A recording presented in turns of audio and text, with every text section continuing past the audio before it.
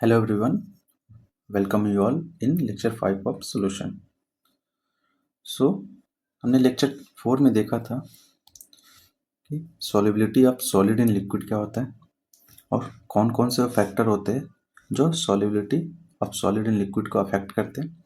इसके बाद हमने नया टॉपिक स्टार्ट किया था वेपर प्रेशर ऑफ लिक्विड्स, ठीक है। और हमने ये भी देखा था कि कौन कौन से फैक्टर्स होते हैं जो वेपर प्रेशर को अफेक्ट करते हैं, ठीक है। उसके बाद हमने पीवाई क्विज सॉल्व किया था। तो आज के क्लास में हम देखेंगे कि सॉल्यूशन का वेपर प्रेशर क्या होता है, क्योंकि हमारा जो चैप्टर है हम सॉल्यूशन है, तो हम इसमें सॉल्यूशन की बात करेंगे, ठीक है। तो देखेंगे इसमें कि सॉल्यूशन का वेपर प्रेशर क्या होता है। अब सॉल्यूशन का वेपर प्रेशर देखने के लिए हम सॉल्वेंट में सॉल्यूट को ऐड करते हैं, ठीक है। अब ये सॉल्यूट दो टाइप का हो सकता है, ठीक है। सॉल्यूट दो टाइप का हो सकता है, या तो वोलाटाइल होगा, सॉरी, या तो वोलाटाइल होगा या नॉन वोलाटाइल होगा,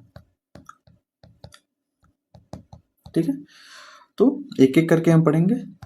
effect of addition of non volatile solute on vapour pressure of pure solvent, ठीक है। उसके बाद हम देखेंगे effect of addition of volatile solute on vapour pressure of pure solvent, ठीक है। ये जो वेपर प्रेशर ऑफ सॉल्यूशन और जो इसका इफेक्ट है addition of non volatile and volatile solute का, ये हमारा थ्योरेटिकल अप्रोच होता है, ठीक है। इसी को राउल्ट्स जो एक साइंटिस्ट है, उन्होंने ग्राफ और मैथमेटिक इक्वेशन के थ्रू इस वेपर प्रेशर को एक्सप्लेन किया था, ठीक है। तो हम राउल्ट्स लॉ को भी समझेंगे और इसके बाद कुछ पीवाई क्विज भी सॉल्व करेंगे, ठीक है। तो चलिए स्टार्ट करते हैं पहला topic, vapour pressure of solution, ठीक है। देखो पिछले लेक्चर में हमने देखा था कि वेपर प्रेशर ऑफ लिक्विड क्या होता है। वेपर प्रेशर ऑफ लिक्विड हमने देखा था, ठीक है।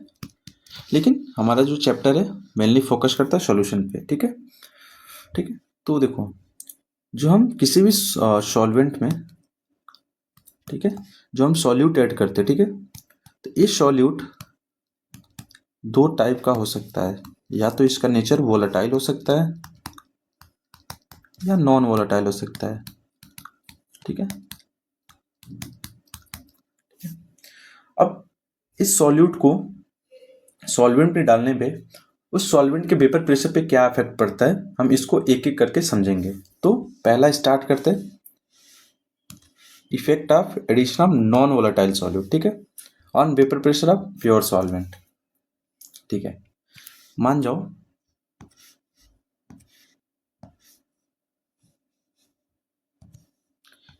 ये हमारा दो कंटेनर हो गया, ठीक है।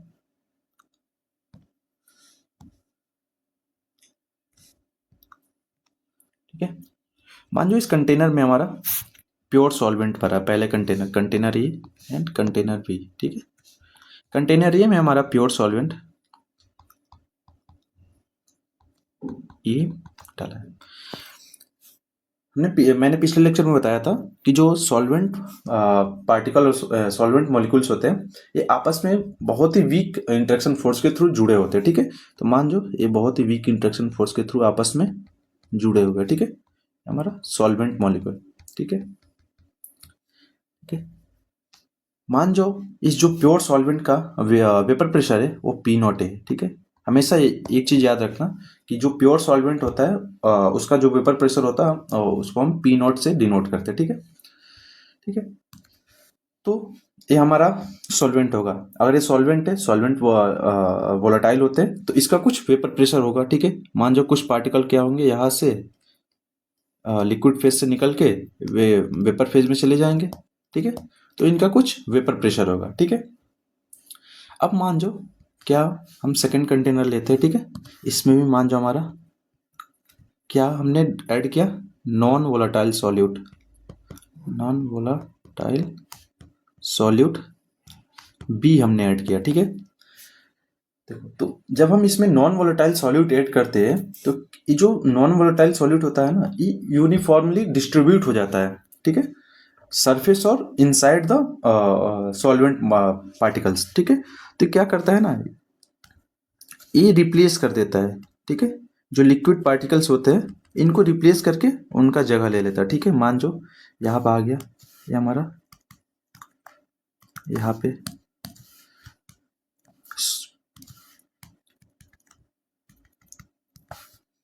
जो हमारा नॉन वोलेटाइल सॉल्यूट रिप्लेस कर दिया हमारा जो वोलेटाइल सॉल्वेंट है, ठीक है। तो इस केस में क्या हुआ, मान जो इस केस में हमारे चार जो पार्टिकल्स है वो वेपर फेज में जा रहे हैं, ठीक है। अब क्या हुआ यहाँ पे, नॉन वोलेटाइल सॉल्यूट ऐड करने के बाद क्या हुआ कि जो नंबर ऑफ जो वोलेटाइल सॉल्वेंट है इसका अमाउंट कम हो गया, ठीक है। तो इस केस में क्या होगा, सॉरी, इस केस में क्या होगा, जो जो पार्टिकल है, जो लिक्विड पार्टिकल वेपर फेज में जा रहे थे वो अब क्या होगा, कम जाएंगे पहले के कंपैरिजन में, ठीक है, ठीक है। तो यहाँ से हम क्या निकाल सकते, कंक्लूजन क्या निकाल सकते हैं, यहाँ से आया on addition of non volatile solute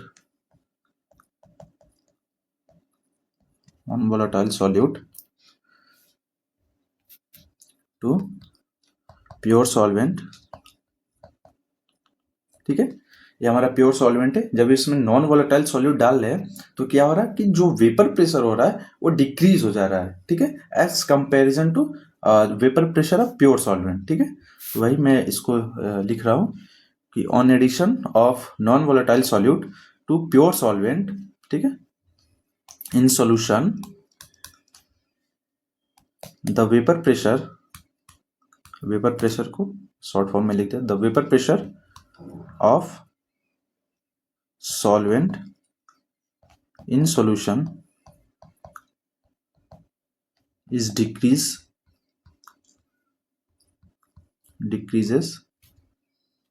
as compared to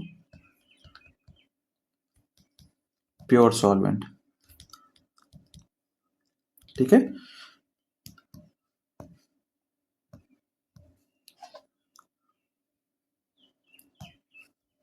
ठीक है, देखो मान जाओ ये हमारा पीई हो गया, ठीक है, vapour pressure of solvent in solution हो गया, ठीक है। तो इस केस में क्या होगा, जो हमारा स्टेटमेंट है क्या बोल रहा है कि जो हमारा पीए होगा वो कम होगा पी नॉट ए से, ठीक है, ठीक है। क्यों, क्योंकि जब नॉन वोलेटाइल सॉलिड डाल रहे हैं तो वेपर क्या हो रहा है, सॉल्वेंट का वेपर कम बन रहा है, जब वेपर कम बनेंगे तो वेपर प्रेशर भी कम होगा, ठीक है। तो यहाँ से जो हमारा टर्म है, जो पीए है इसको बोलते हैं vapour pressure of solvent in solution में सॉल्वेंट का कितना वेपर प्रेशर है, और जो पी नॉट ए होता है इसको बोलते हैं vapour pressure of pure solvent, जो हमारा प्योर सॉल्वेंट है उसका कितना वेपर प्रेशर है, ठीक है, ठीक है। तो ये हमारा इफेक्ट हो गया हमारा नॉन वोलेटाइल सॉल्यूट को जब हम ऐड करते हैं सॉल्वेंट में तो उसका वेपर प्रेशर पे क्या इफेक्ट होता है, ठीक है। अब मान जाओ तुम्हारे पास दो केस है, पहला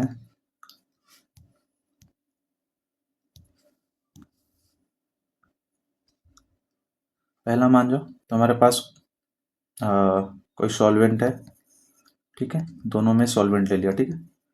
इसमें मान जाओ तुम्हारा 1 मोल तुम नॉन वोलेटाइल सॉल्यूट ऐड कर रहे हो और सेकंड में तुम 2 मोल नॉन वोलेटाइल सॉल्यूट ऐड कर रहे हो, मान जाओ ए हो गया, ये बी हो गया, ठीक है। अब कोई पूछे किसका वेपर प्रेशर ज़्यादा होगा, ठीक है, किस सॉल्यूशन का वेपर प्रेशर ज़्यादा होगा, ठीक है। देखो पहले वाले केस में क्या है, नंबर ऑफ मोल्स कम है, ठीक है, दूसरे वाले केस में नंबर ऑफ मोल ज़्यादा है। अब देखो नंबर ऑफ मोल जितना ज़्यादा होगा तो क्या करेगा वो सॉल्वेंट को उतना ज़्यादा रिप्लेस करेगा, जितना ज़्यादा सॉल्वेंट रिप्लेस होगा उसका वेपर कम उतना ही कम बनेगा और उसका वेपर प्रेशर उतना ही कम होगा। सो यहाँ से हम कंक्लूजन निकाल सकते हैं कि पहले केस का जो वेपर प्रेशर होगा वो ज़्यादा होगा इन कंपेरिजन टू सेकेंड का। ठीक है, तो यहाँ से क्या आया, कंक्लूजन आया, more the amount of non volatile solute added, less will be the vapor pressure, of solvent in solution। ठीक है, जितना ज़्यादा हम सॉल्यूट ऐड करेंगे उसका वेपर प्रेशर उतना ही कम होगा। ठीक है, तो ये तो हो गया हमारा थियोरेटिकल अप्रोच। ठीक है, इसी चीज को राउल्ट्स ने क्या किया, ग्राफ और मैथमेटिकल कैलकुलेशन के थ्रू इस चीज को प्रूव किया। ठीक है, तो हम पढ़ेंगे इसके बाद राउल्ट्स लॉ। राउल्ट्स ने कैसे इसको प्रूव किया ग्राफ और मैथमेटिकल कैलकुलेशन के थ्रू। तो चलिए देखते हैं। ठीक है, तो इस मान जो है हमारा जो, इसको हम कॉपी कर लेते हैं, इसका आगे काम आएगा।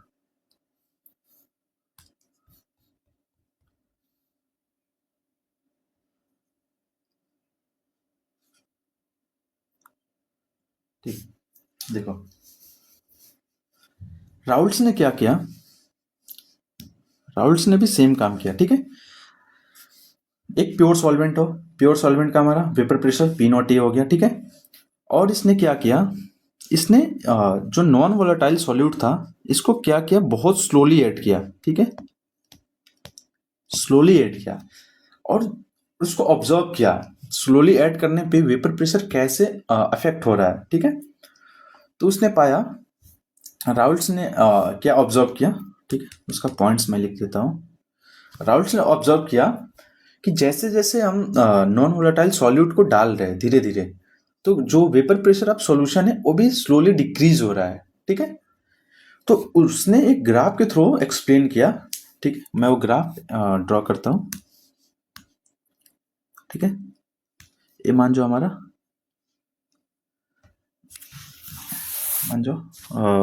वाई एक्सिस पे हमारा हो गया vapour pressure of solvent in solution. ठीक है, और जो एक्स एक्सिस पे मान जाओ मोल फ्रैक्शन ऑफ ए, ठीक है, अब देखो mole fraction of B and mole fraction of B. देखो जो हमारा स्टार्टिंग में क्या होगा, ए जो होगा, ए ऑलवेज वो रिप्रेजेंट करेगा सॉल्वेंट को, बी रिप्रेजेंट करेगा सॉल्यूट को। ठीक है, ये चीज याद रखना। ठीक है, जनरली यही होता है। ठीक है, देखो तो क्या होगा, जो हमारा सॉल्वेंट है इनिशियल में क्या होगा, सॉल्वेंट का मोल फ्रैक्शन, मतलब सॉल्वेंट ही होगा सॉल्यूशन में। ठीक है, तो इस केस में जो सॉल्वेंट का मोल फ्रैक्शन होगा मैक्सिमम कितना हो सकता है 1। ठीक है, अब जैसे जैसे हम उसमें सॉल्यूट ऐड कर रहे हैं, non volatile solute, initially non volatile solute कितना होगा 0। ठीक है, लेकिन लास्ट में जब हम non volatile solute maximum add कर देंगे, मतलब उसका मोल फ्रैक्शन 1 हो जाएगा, उस केस में जो हमारा सॉल्वेंट का मोल फ्रैक्शन क्या हो जाएगा, 0 हो जाएगा। ठीक है, ये हो गया हमारा PA, vapour pressure of solvent. ठीक है, इन सॉल्यूशन। तो यहाँ पे राउल्ट्स ने क्या ऑब्जर्व किया कि जैसे जैसे हम नॉन वोलेटाइल सॉल्यूट को ऐड कर रहे हैं, ठीक है, तो ये जो वेपर प्रेशर है वो भी डिक्रीज कर रहा है। ठीक है, लेकिन जो इनिशियली डिक्रीज होता है यहाँ पे, ये वाला पॉइंट स्टार्टिंग में एक लीनियर ग्राफ देता है, लीनियर मतलब ग्राफ देता है। ठीक है, तो उन्होंने ऑब्जर्व क्या किया, यहाँ से जो एक्स एक्सिस पे क्या हो जाएगा हमारा मोल फ्रैक्शन ऑफ बी, क्योंकि हम सॉल्यूट को ऐड कर रहे हैं और यहाँ पे एक्स एक्सिस पे पी हो गया।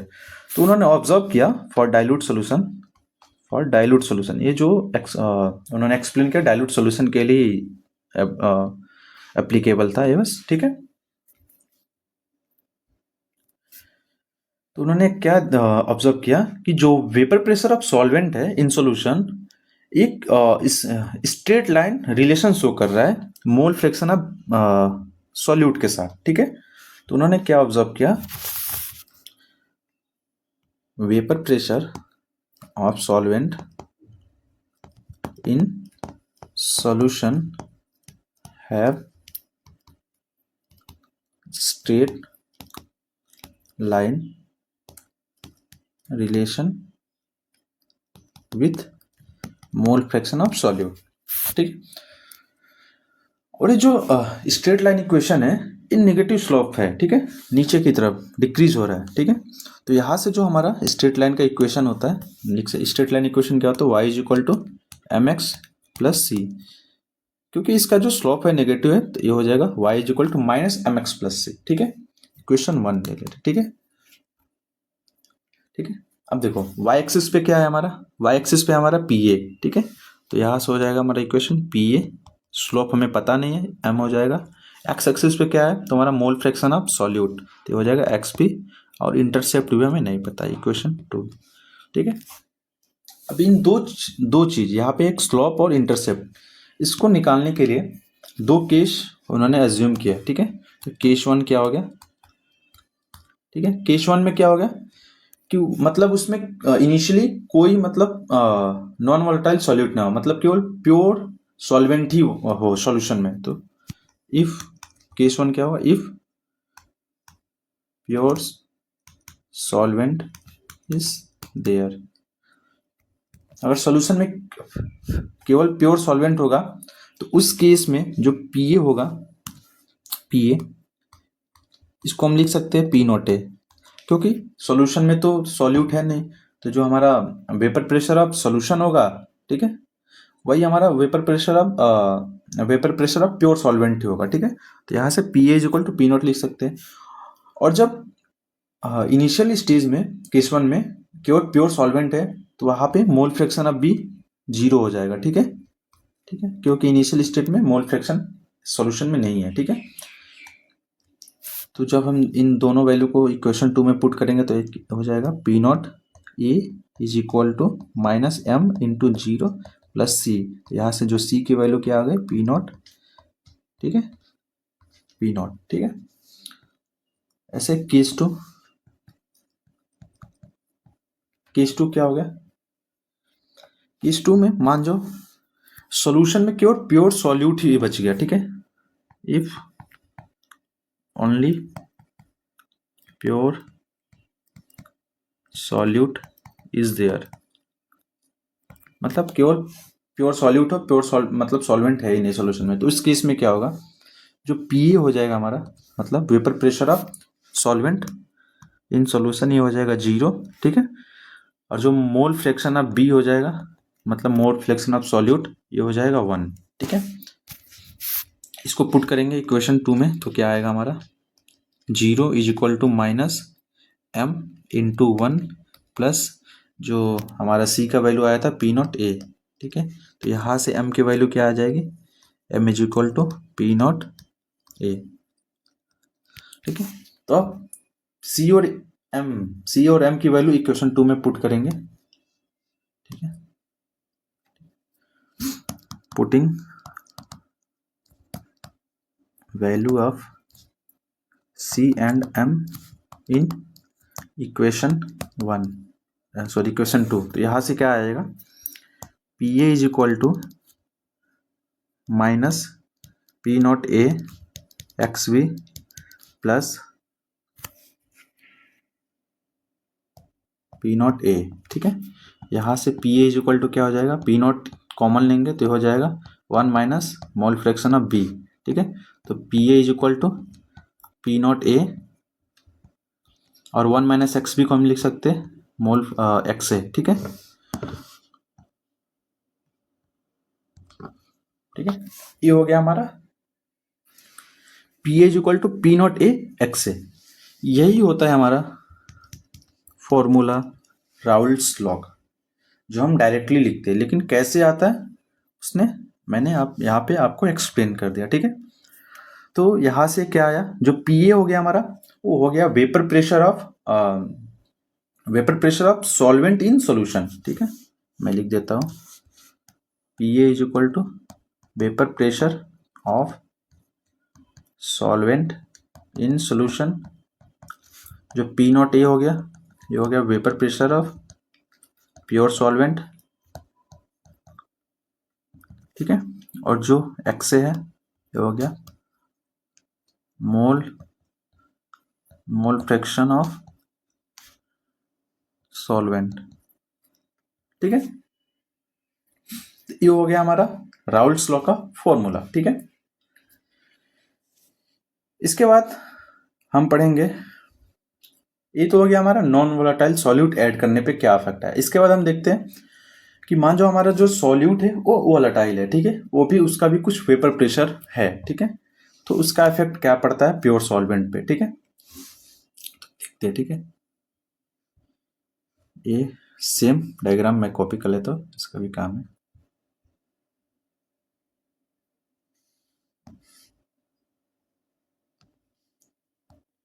ठीक है, तो मान जाओ पहला जो कंटेनर है वो कंटेन करता है ओनली प्योर सॉल्वेंट को, ठीक है। उसका वेपर प्रेशर हो जाएगा पी नॉट ए, ठीक है। अब हम इसमें ऐड कर रहे हैं वोलेटाइल सॉल्यूट, ठीक है। वोलेटाइल सॉल्यूट क्या होता है, इसका भी कुछ वेपर प्रेशर होता है, ठीक है। ये भी वेपर प्रेशर एक्सर्ट करता है, ठीक है। तो देखो, जब हम यहाँ पे वोलेटाइल सॉल्यूट बी को ऐड करते हैं, ये भी क्या करेगा, लिक्विड मॉलिक्यूल के बीच में जाके बैठ जाएगा, और ये भी तुम्हारा वेपर फेज में जाएगा, ठीक है। बी मॉलिक्यूल भी वेपर फेज में जाएगा, ठीक है, ठीक है। तो यहां से क्या हुआ,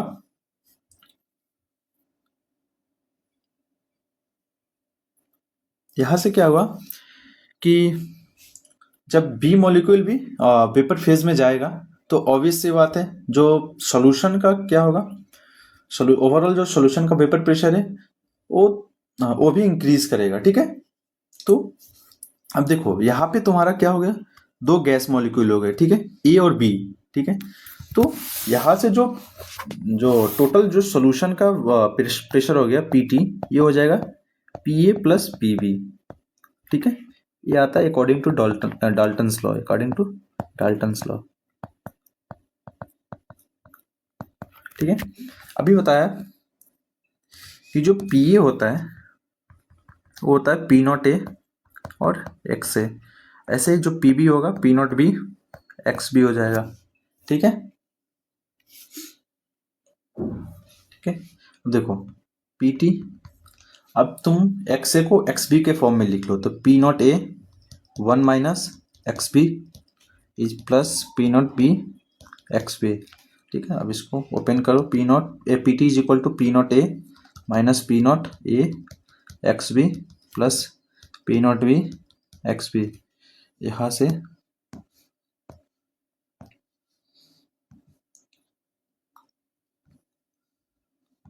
यहाँ से, ठीक है। जो पी टी हो जाएगा, देखो ये हो जाएगा पी नॉट ए प्लस, अब देखो यहाँ से कॉमन ले लो, एक्स बी कॉमन लोगे तो क्या बचेगा, यहाँ से एक्स बी कॉमन लो तो बच रहा है तुम्हारा P naught B minus P naught A, ठीक है। ये हो गया तुम्हारा, सॉरी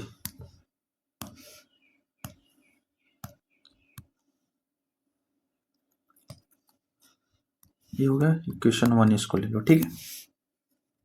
ये हो गया तुम्हारा, जब वोलेटाइल सॉल्यूट ऐड कर रहे हैं तो इस केस में जो टोटल जो सॉल्यूशन का वेपर प्रेशर आ रहा है वो क्या होगा, ठीक है।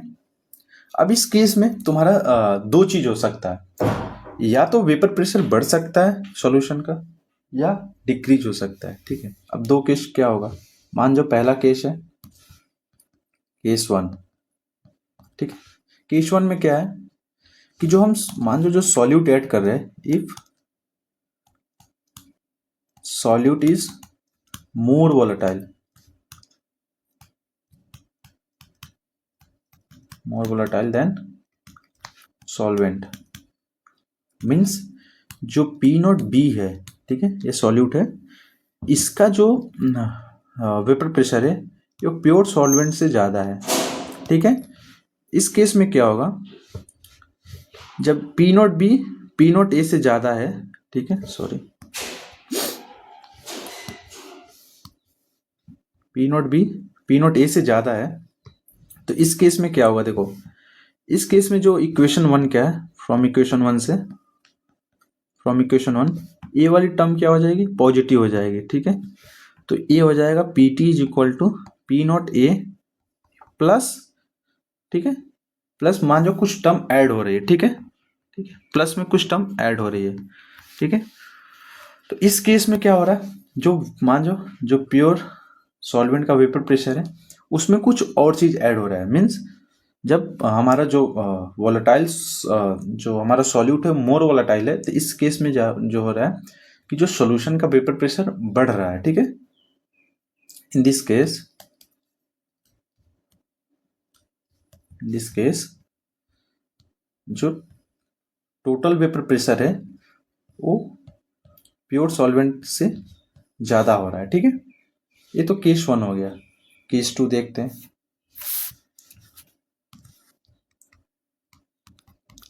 केस टू क्या हो गया, if solute is less volatile then pure solvent. अगर सॉल्यूट लेस वोलाटाइल है तो इस केस में क्या हो जाएगा, पी नोट ए ज़्यादा हो जाएगा पी नोट बी से, ठीक है। तो जो इक्वेशन वन क्या बोलता है, इक्वेशन ए बोलता है P T is equal to P naught A plus X B P naught B minus P naught A, ठीक है। अब देखो पी नोट ए ज़्यादा है, अगर पी नोट ए ज़्यादा है तो P naught B minus P naught A क्या हो जाएगा, ये नेगेटिव में आएगा, ठीक है। तो यहाँ से जो पी टी हो जाएगा ये क्या हो जाएगा, पी नोट ए माइनस कुछ टर्म आ रहा है, ठीक है। यानी कि जो प्योर सॉल्वेंट का वेपर प्रेशर है इसमें से कुछ हमें डिडक्ट करना पड़ा है, ठीक है। तो यहाँ से क्या आया, जो जो सॉल्यूशन का जो वेपर प्रेशर है वो कम आ रहा है, ठीक है, इन कंपैरिजन टू जो प्योर सॉल्वेंट का वेपर प्रेशर, ठीक है। तो ये हो गया हमारा दो केस, ठीक है। तो ये हो गया हमारा दो केस वोलेटाइल सॉल्यूट ऐड करने पे, ठीक है। इसके बाद कुछ फॉर्मूलेज होते हैं। ये तो अभी हमने जो केस देखा ये तो हमारा लिक्विड फेज के लिए हुआ, ठीक है। अब मान जाओ अगर वेपर फेज के लिए पूछे तो फॉर वेपर फेज,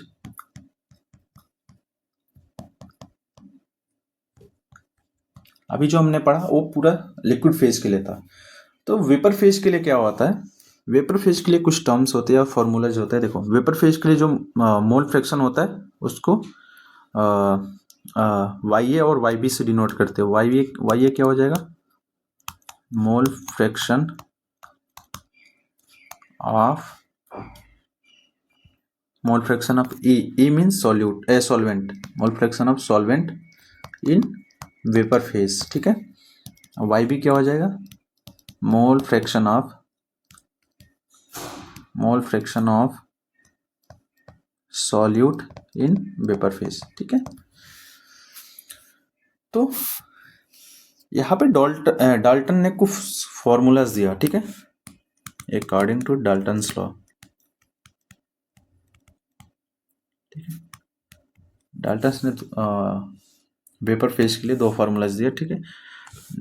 तो ये फार्मूलाज क्या था, जो वेपर प्रेशर ऑफ सॉल्वेंट है इन सॉल्यूशन ये होता है मोल fraction of solvent in vapour phase into total vapour pressure of solution, ठीक है। और ऐसे बी का निकालना हो तो जो पी बी हो जाएगा mole fraction of B into total vapour pressure, ठीक है। ये हो गया फॉर्मूलाज फॉर वेपर फेज के लिए, ठीक है। ये फॉर्मूलाज इंपॉर्टेंट होते हैं। मैक्सिमम क्वेश्चन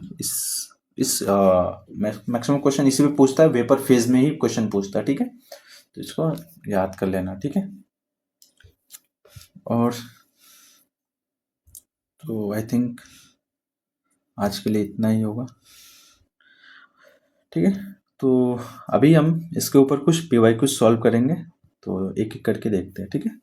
क्वेश्चन 1, पहला क्वेश्चन क्या पूछ रहा है। पहला क्वेश्चन बोला है कंटेनर कंटेन्स कंपोनेंट ए, ठीक है। मान जो एक कंटेनर है ए और एक और एक ही कंटेनर, ठीक है। एक कंटेनर ए क्या कर रहा है, एक कंटेनर है जिसमें ए और बी कंटेन कर रहा है, दो कंपोनेंट, ठीक है। जिसमें दिया है पी नॉट ए 200 मिलीमीटर और पी नॉट बी दिया है 500 मिलीमीटर, ठीक है। एक मोल्स ऑफ ए यानी कि मोल्स ऑफ ए दे दिया है तुम्हारा 2 एंड मोल्स ऑफ बी दिया है 3। Then find the vapour pressure of solution in solute यानी कि पीटी पूछ रहा है, ठीक है। अभी बताया P T is equal to P A plus P V यानी कि P T is equal to P naught A X A plus P naught B X B, ठीक है। यहाँ पे क्वेश्चन में पी नॉट ए दे दिया, पी नॉट बी बी भी दे दिया, अब एक्स ए और एक्स बी निकालना है, तो ठीक है। यहाँ पे हमें मोल्स दे दिया, तो मोल्स दे दिया तो मोल फ्रैक्शन निकाल लेंगे, तो X A is equal to हो जाएगा मोल्स ऑफ ए यानी कि 2 डिवाइडेड बाई टोटल मोल्स यानी कि 5। ऐसे ही मोल फ्रैक्शन ऑफ बी हो जाएगा मोल्स ऑफ बी यानी कि 3 डिवाइड बाई टोटल मोल्स 5, ठीक है। तो यहाँ से आ जाएगा P T is equal to P naught A की वैल्यू दे दिया हमारा 200 इंटू एक्स ए की वैल्यू दे दिया 2 divide by 5 plus P naught B की वैल्यू 500 इंटू एक्स बी की वैल्यू दे दिया 3/5, ठीक है। तो यहाँ से इसको सॉल्व कर लेंगे, पी टी इज इक्वल हो जाएगा, ये हो जाएगा 40 100, ठीक है। ये हो जाएगा 80 प्लस 300, ये हो जाएगा P T is equal to 380 millimetre. तो correct option is option C, ठीक है। इसके बाद नेक्स्ट क्वेश्चन क्या बोल रहा है, benzene and toluene form an ideal solution, ठीक है। Vapour pressure of pure benzene, ठीक है। मान जो बेंजीन को हम बी से रिप्रेजेंट कर रहे हैं और टोल्यूइन को टी से कर रहे हैं, ठीक है। टी को नहीं, टी से नहीं करेंगे क्योंकि हमारे यहाँ से पीटी पूछा होगा, ठीक है। तो इसको हम ए से कर लेते हैं, टोल्यूइन को हम ए से रिप्रेजेंट करते हैं, ठीक है। तो देखो गिवन क्या है, P naught A vapour pressure of pure benzene is 100 torr, ठीक है। वाइल डेटा प्योर टोल्यूइन यानी कि पी नॉट बी होगा, ठीक है। टोल्यूइन को ए से रिप्रेजेंट करेंगे तो यानी कि पी नॉट ए दे दिया 50 टॉर, ठीक है। The mole fraction of benzene in liquid phase, ठीक है। तो लिक्विड फेज में मोल फ्रैक्शन यानी कि एक्स बी दे दिया 1/3। Then calculate the mole fraction of benzene in vapour phase यानी कि वाई बी पूछ रहा है,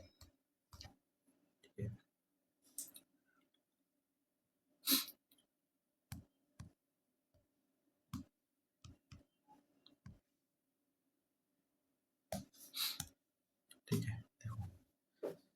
भी जो बताया था जो पी बी होता है वो हो जाएगा mole fraction of be in vapour phase into total pressure, ठीक है। ऐसे ही जो पी ए हो जाएगा वो हो जाएगा mole fraction of A in vapour phase into total pressure, ठीक है। यहाँ से हम दोनों को डिवाइड करेंगे तो आ जाएगा P B divide by P A is equal to, ये पी टी से पी टी कैंसिल हो जाएगा तो बच जाएगा Y B divide by Y A, ठीक है। अब पी बी को हम क्या लिख सकते हैं, पी बी को लिख सकते हैं पी नॉट बी और एक्स बी, ठीक है। और पी ए को लिख सकते हो P naught A X A, ठीक है। यहाँ से जो वाई बी हो जाएगा डिवाइड बाई वाई ए को लिख सकते हो 1 माइनस वाई ए, ठीक है। अब देखो क्वेश्चन में दिया है बस X B, mole fraction of benzene दिया है, मोल फ्रैक्शन ऑफ टोल्यूइन नहीं दिया, तो यहाँ से हम टोल्यूइन को चेंज कर लेंगे। यहाँ से हो जाएगा P naught B is equal to X B divide by P naught A, यहाँ से एक्स ए को लिख सकते हो 1 माइनस एक्स बी, ठीक है। Is equal to Y B divide by 1 minus Y B. ठीक है, अब देखो यहाँ से वैल्यू पुट करो, पी नॉट बी की वैल्यू दे दिया 100 और इंटू एक्स बी की वैल्यू दे दिया 1/3 divide by P naught A की वैल्यू 50 इंटू 1 माइनस 1/3। यहाँ से वाई बी निकालना है हमें 1 माइनस वाई बी। ठीक है, यहाँ से क्या आएगा 100 डिवाइड बाई 3 इंटू ये हो जाएगा 3, ये भी हो जाएगा 100 डिवाइड बाई 3, तो ये हो जाएगा Y B divide by 1 minus Y B. यहाँ से कैंसिल आउट हो जाएगा तो ये बच जाएगा, ये हो जाएगा 1 is equal to Y B 1 minus Y B. ठीक है, तो यहाँ से हो जाएगा 1 minus Y B is equal to Y B. तो यहाँ से इसको इस साइड ले जाएंगे तो हो जाएगा 1 is equal to 2 Y B. यहाँ से वाई बी की वैल्यू आ गई 1/2। ठीक है, तो यहाँ से करेक्ट ऑप्शन बी 1/2। ठीक है, इसके बाद नेक्स्ट क्वेश्चन देखते हैं। नेक्स्ट क्वेश्चन क्या बोल रहा है, two liquids A and B है, पी नॉट ए और पी नॉट बी का रेशियो दिया है 1/3 at a certain temperature. If the mole fraction ratio दिया है ए और बी का 1:3। The mole fraction of A in vapour phase पूछ रहा है। ठीक है, with the solution at a given temperature. ठीक है, देखो क्या क्या दिया है, given P naught A divide by P naught B, ये दिया तुम्हारा 1/3। ठीक है, X A divide by X B दे दिया तुम्हारा 1/3। ठीक है, अब क्वेश्चन क्या पूछ रहा है, वाई ए क्या होगा, मोल fraction of A in vapour phase क्या होगा। ठीक है, ये भी प्रीवियस क्वेश्चन की तरह ही है, वैसे ही सॉल्व करेंगे। तो क्या हो जाएगा, वेपर फेज के लिए जो फॉर्मूला है, तो P A is equal to P T plus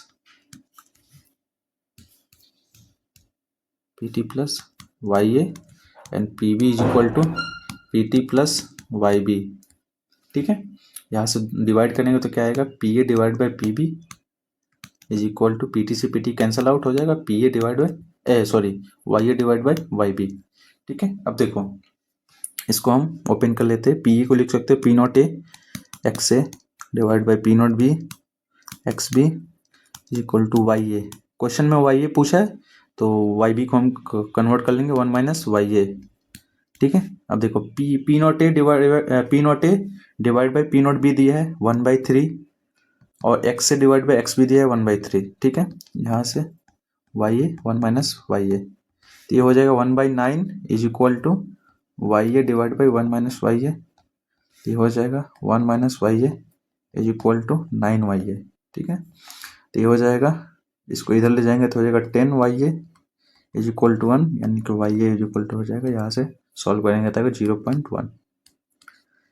ठीक है, 0.1 मोल, तो करेक्ट ऑप्शन 1 हो जाएगा। ठीक है, इसके बाद नेक्स्ट क्वेश्चन क्या बोल रहा है, नेक्स्ट क्वेश्चन इक्वेशन दिया। ठीक है, इक्वेशन क्या दिया है, P is equal to 119 x plus 135।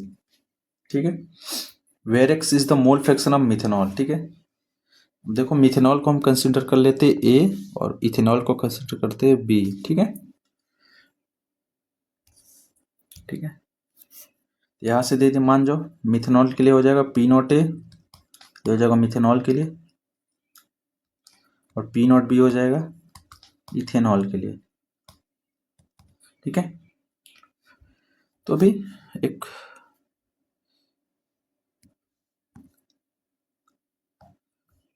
Previous slide में मैंने एक फॉर्मूला बताया था, जो टोटल प्रेशर होता है सॉल्यूशन का, वो होता है P naught B plus P naught A minus P naught B into X ए।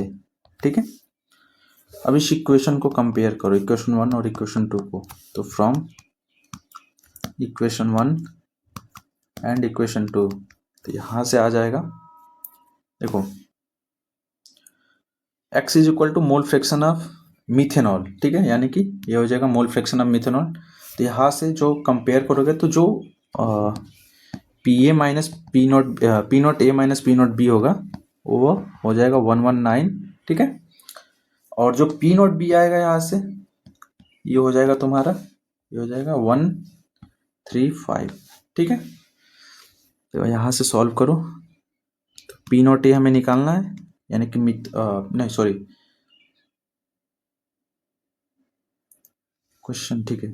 यहाँ से P naught A P naught B तो पता चल गया, पी नॉट ए कितना हो जाएगा, तो P naught A minus P naught B दे दिया 135 इज इक्वल टू 119, तो पी नॉट ए हो जाएगा तुम्हारा 119 प्लस 135, तो यहाँ से इसको सॉल्व करोगे तो यह आ जाएगा 254 टॉर, ठीक है। ये हो गया हमारा। अब देखो, ये हो गया हमारा मिथेनॉल का, सॉरी इथेनॉल का वेपर प्रेशर। ये हो गया तुम्हारा पी नॉट ए मिथेनॉल का, ठीक है। अब स्टेटमेंट पढ़ो, स्टेटमेंट क्या बोल रहा है। पहला स्टेटमेंट बोल रहा है vapour pressure of pure methanol is 119 torr, ठीक है। तो प्योर मिथेनॉल का कितना है 254, यानी कि पहला ऑप्शन गलत। दूसरा बोल रहा है vapour pressure of pure ethanol is 135 torr, तो इथेनॉल का कितना है 135 टॉर आया, ठीक है, यानी कि correct option will be option B, ठीक है। इसका नेक्स्ट क्वेश्चन क्या बोल रहा है, नेक्स्ट क्वेश्चन देखते हैं। नेक्स्ट क्वेश्चन बोल रहा है मोल fraction of component A in vapour phase is x है, ठीक है, यानी कि वेपर फेज में बोल रहा है, यानी कि Y A will be x1, ठीक है। उसके बाद मोल fraction of component in liquid mixture is x2, यानी कि एक्स ए दे दिया तुम्हारा x2, ठीक है। Then P naught A vapour pressure of pure A, P naught B vapour pressure of pure B, then total vapour pressure of liquid mixture, यानी कि total PT पूछ रहा है, ठीक है। देखो पीटी क्या होता है, P T is equal to P A plus P B, ठीक है। तो यहां से पीटी हो जाएगा,